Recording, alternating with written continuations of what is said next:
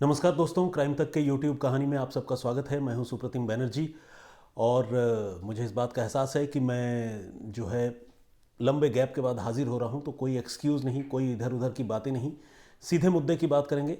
आपको एक murder mystery सुनाएंगे, कत्ल की एक ऐसी कॉन्स्पिरेसी बताएंगे जिसे सुनकर आप हैरान होंगे।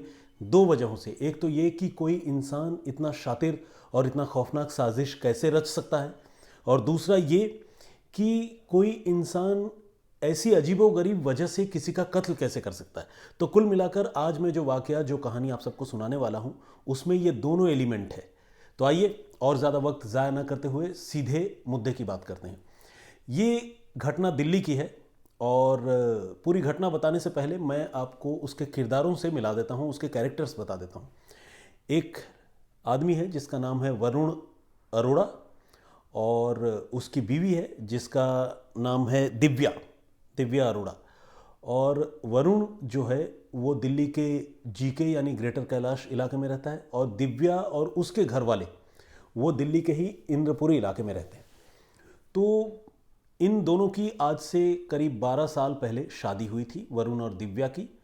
और दोनों की ज़िंदगी उतार चढ़ावों से गुजरती हुई, मतलब पूरी तरह खुशहाल भी नहीं थी, लेकिन कोई ऐसा बहुत बड़ा कॉन्फ्लिक्ट भी नहीं था, कोई लड़ाई झगड़े वाली बहुत बड़ी बात भी नहीं थी।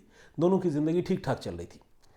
हालांकि वरुण और दिव्या की ज़िंदगी में जो एक बड़ी मुसीबत थी, या आप कह लीजिए कि खालीपन था, वो ये था कि इनको कोई बच्चा नहीं हुआ था। और तकरीबन 7 साल तक दोनों जो है अपने घर में किलकारी सुनने के लिए तरसते रहे, और फाइनली जो आईवीएफ टेक्नोलॉजी है उसके ज़रिए वरुण और दिव्या को जुड़वा बच्चे हुए, जिसमें एक लड़की और एक लड़का। तो शादी 12 साल पहले हुई थी और जुड़वा बच्चे जो है वो शादी के 7 साल बाद हुए। तो अभी जुड़वा बच्चे हैं इस परिवार में। और वरुण जो है वो कॉन्ट्रैक्टर का काम करता है, ठेकेदार का। और दिव्या तो ऑब्वियसली मैंने आपको बताया कि इंद्रपुरी में रहती है, दोनों बच्चों को संभालती है, हाउसवाइफ है। और दिव्या के परिवार में उसके माता पिता हैं और एक बहन है जिसका नाम है प्रियंका शर्मा। और प्रियंका शर्मा अभी हाल ही में फॉरेन से लौटी है। वो किसी वेस्टर्न कंट्री में रह रही थी और वहाँ रहकर जो है उसने अपना हायर एजुकेशन कंप्लीट किया और अभी वो भारत वापस आई है। तो ये कुल मिलाकर सारे किरदार हैं और ये इनका लोकेशन है। एक जो वरुण है वो जीके और उसका ससुराल इंद्रपुरी में। तो होता यह है कि 31 जनवरी को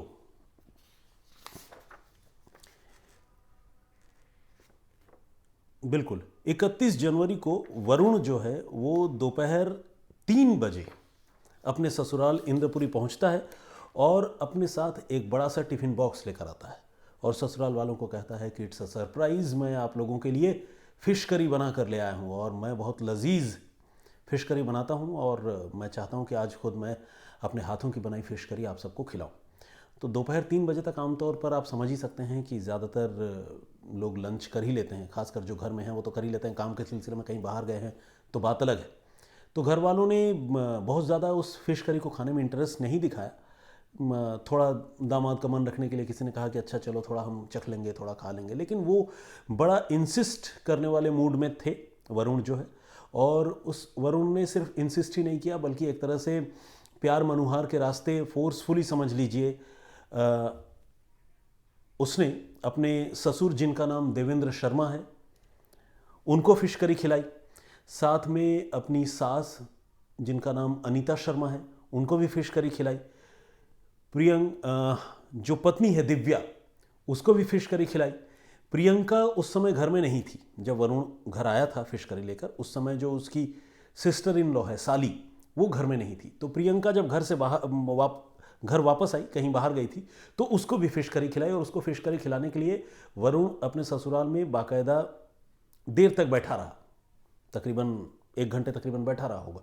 और जब प्रियंका लौटी तो उसने कहा मैंने तो बाहर ही लंच कर लिया, लेकिन उसको इंसिस्ट करके कि अरे नहीं नहीं ऐसी क्या बात हो गई, मतलब तुम्हारे बहनों ने बनाया है, तुम नहीं खाएगी, मैं तुम्हारा जीजा हूँ, ये सब कहते हुए जो इमोशनल तरीके होते हैं वो सब करके प्रियंका को भी उसने फ़िश करी खिलाई। अच्छा, जब ससुराल वालों ने ये कहा कि दामाद जी जब आप इतना शानदार फ़िश करी बना कर लाए हैं तो आप खुद भी तो आइए, ट्राई कीजिए, खाइए हमारे साथ। तो वरुण ने कहा कि नहीं, मेरे जॉ में बहुत पेन हो रहा है, जबड़े में बहुत तेज़ दर्द है, दांत में दर्द है, तो मैं तो बिल्कुल नहीं खाऊंगा, चख नहीं पाऊंगा, आप ही लोग खाइए। कहकर वो और 2-4 चम्मच जो है सास ससुर पत्नी और साली को खिलाता रहा। जो घर में जुड़वा बच्चे थे उनको ये कहकर उसने फिश करी नहीं दी कि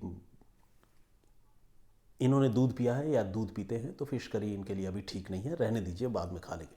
तो कुल मिलाकर जो वरुण था उसने अपने पूरे ससुराल को, सिवाय अपने बच्चों को छोड़कर, पूरे ससुराल को उसने फिश करी खिलाई और एक बहुत अच्छे माहौल में थैंक यू बोलते हुए, बाय, फिर मिलेंगे, ये सब करते कराते वो निकल गया वहाँ से। एक हैप्पी नोट के साथ वो मीटिंग जो है, वो गेट टुगेदर ख़त्म हो गया।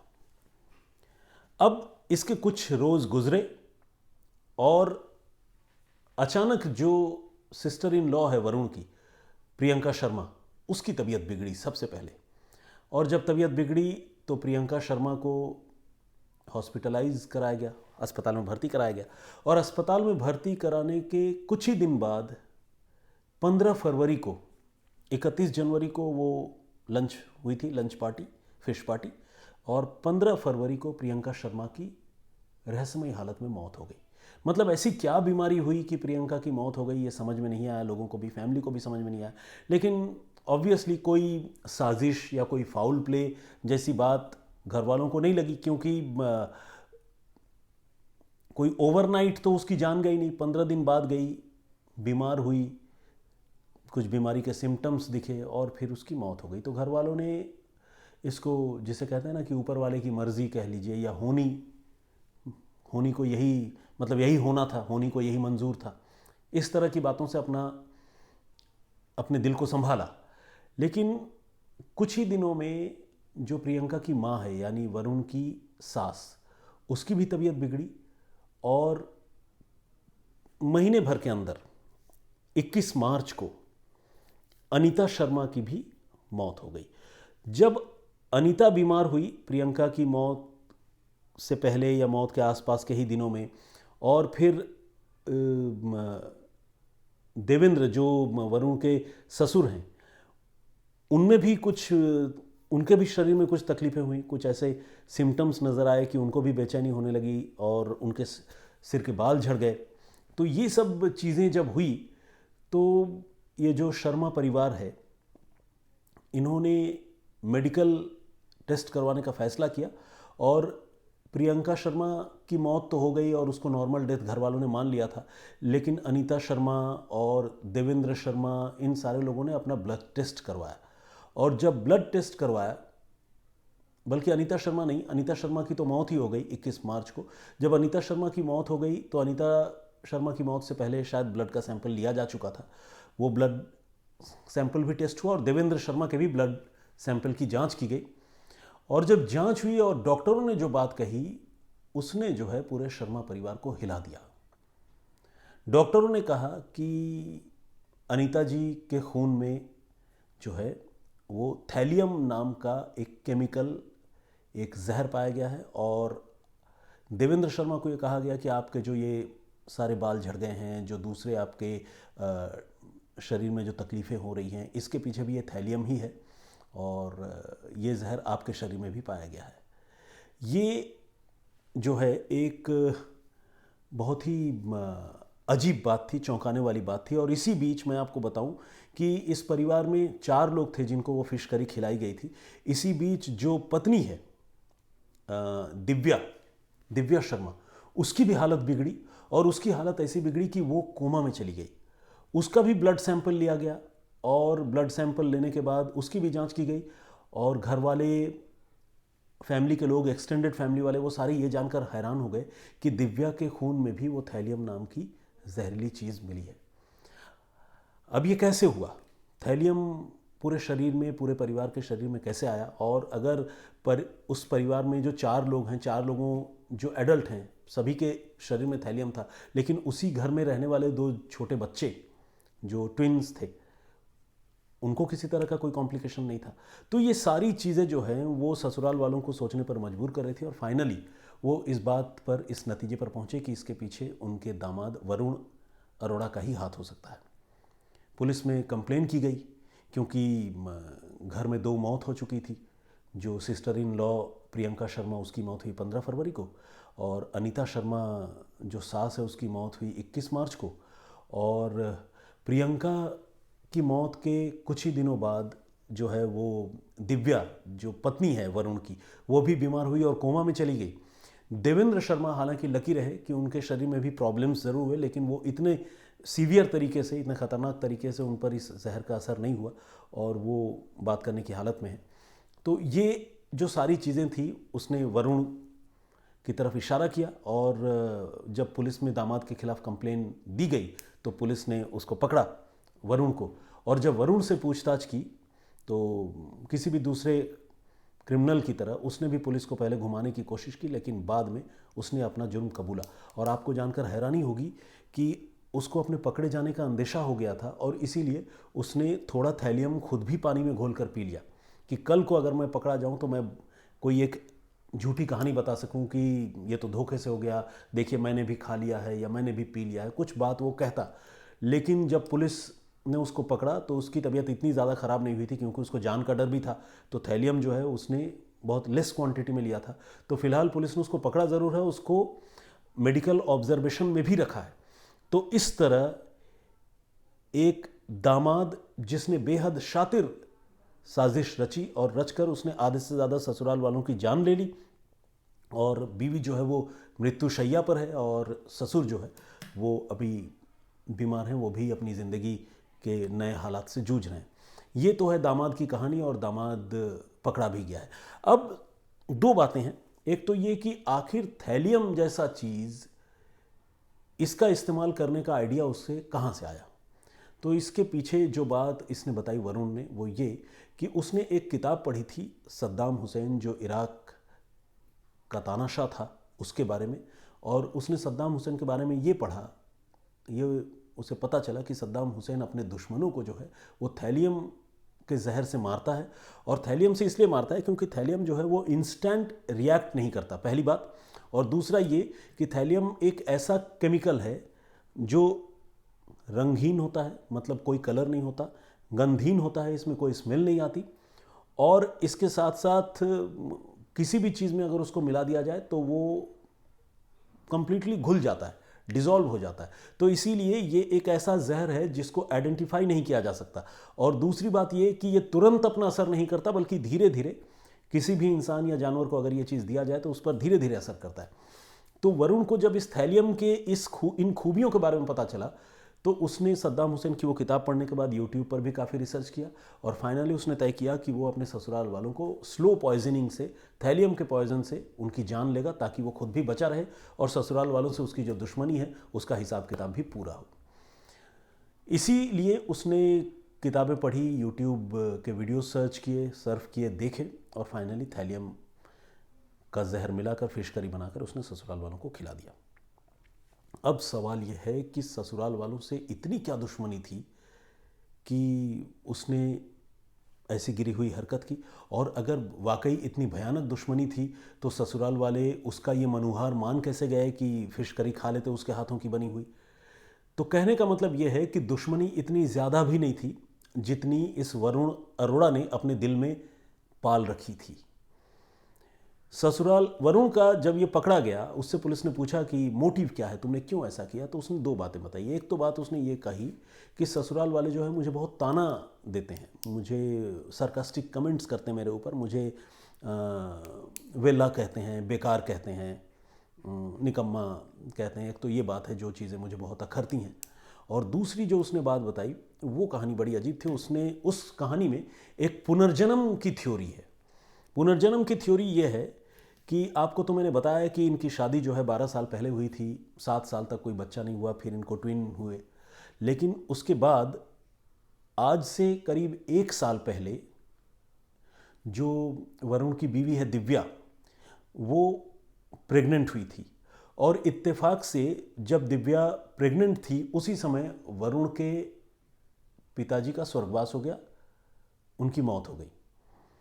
अब वरुण जो है वो मन ही मन ये मानने लगा था कि उसके पिताजी की मौत तो हो गई, लेकिन अब उसके घर में जो दूसरा बल्कि तीसरा बच्चा जो आने वाला है, जो अभी उसकी पत्नी दिव्या के गर्भ में है, वो बच्चा जो है असल में उसके पिता ही हैं जिसका पुनर्जन्म होने वाला है। तो कई बार आपने देखा होगा कि चूंकि हिंदुओं में पुनर्जन्म की मान्यता है तो लोग ऐसा कहते हैं कि हाँ ये तो बिल्कुल इसकी हरकतें, बच्चे की हरकतें इसके दादा से मिलती हैं या इसके नाना से मिलती हैं, हमें तो लगता है ये उन्हीं का रूप है या उन्हीं का पुनर्जन्म हुआ है। इस तरह की बातें परिवारों में कही जाती हैं। लेकिन जब इस बात को लेकर कोई ऑब्सेस्ड हो जाए, बिल्कुल पागलों वाली हरकतें करने लगे, तो फिर वहाँ पर ये बात सामान्य नहीं रह जाती है बल्कि अंधविश्वास में तब्दील हो जाती है। तो वरुण का मामला कुछ ऐसा ही था। वरुण को ऐसा लगता था उसकी बीवी जो प्रेग्नेंट है वो जिस बच्चे को जन्म देने वाली है वो असल में उसके पिता का ही पुनर्जन्म होने वाला है, जिनकी अभी कुछ दिन पहले स्वर्गवास जिनका हुआ है। तो ये वरुण की सोच थी। लेकिन इस कहानी में एक दिक्कत ये थी कि वो कॉम्प्लिकेटेड प्रेगनेंसी थी। यानी दिव्या प्रेग्नेंट तो थी ज़रूर, लेकिन प्रेगनेंसी में कुछ कॉम्प्लिकेशंस था। और जो गायनोकोलॉजिस्ट थी, जो प्रेगनेंसी को देख रही थी, मॉनिटर कर रही थी, जो डॉक्टर, उन्होंने शर्मा परिवार से ये कहा कि दिव्या अगर इस बच्चे को जन्म देने की कोशिश करती है तो शायद उसकी जान भी चली जाए, तो उसके लाइफ को थ्रेट है, तो बेटर यही है कि इस प्रेगनेंसी को टर्मिनेट करा दिया जाए। और फाइनली शर्मा परिवार ने अपनी बेटी दिव्या की जान की हिफाजत को देखते हुए उस वुड बी चाइल्ड को टर्मिनेट करा दिया। और जब टर्मिनेट करा दिया तो ये बात वरुण अरोड़ा को बहुत नागवार गुजरी और उसे ये लगा कि मेरे पिता जिनका पुनर्जन्म मेरे परिवार में मेरे ही बच्चे के तौर पर होने वाला था, उसका रास्ता दिव्या और उसके घर वालों ने मिलकर बंद कर दिया और प्रेगनेंसी टर्मिनेट करा दी, जो इन्होंने ठीक काम नहीं किया। तो दो रीज़न थे। एक तो ये कि वरुण को लगता था कि पूरा ससुराल उसे ताना मारता है और उसे जलील करता है, उसे हिकारत भरी निगाहों से देखता है। और दूसरा ये कि उसे ये लगने लगा कि मेरे ससुराल वालों ने मेरे पिता का पुनर्जन्म जो मेरे ही परिवार में होने वाला था उसे मेरे ससुराल वालों ने नष्ट कर दिया, टाल दिया। ये बदले की दूसरी और सबसे अहम वजह थी।